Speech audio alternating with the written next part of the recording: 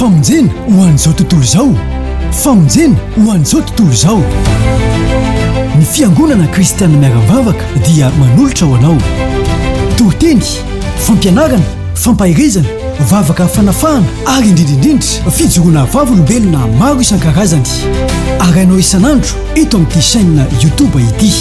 ho antanitsika ny anarany hoe iza ny anaranao Princia ho ny anarany tao anatin'ny Paska inona zavatra hitanao tao anatin'izay Paska zay na nanehoan'ny tompony vonany taminao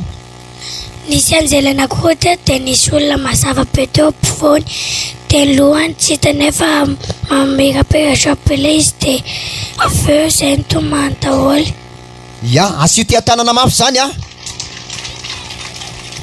ity zazy ity zany anehoan'ny tompony voninany mihitsy mahita ny tompo foana izy ity ary ity zazy ity mavita miaro tory mandraparay ny andro asio tia tanana mafy zandry dia ina ny afatra ataonao ho an'ny sekoly sabata na manao amin'izao ny afatra aminareo zany dia mivavaka tsara fa io vavaka io mahatonga ny an-danitra zany ny vavaka ho ny mahatonga ny an-danitra asio tia tanana mafy zany dia mba rahorakoraka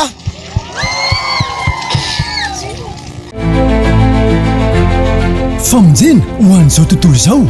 famonjena ho an'izao tontolo izao ny fiangonana kristianina miara-mivavaka dia manolotra ho anao tohiteny fampianarana fampahirizana vavaka fanafahana ary indrindrindrindra fijoroana vavolombelona maro isan-karazany ary anao isan'andro eto amin'ity chaîne YouTube ity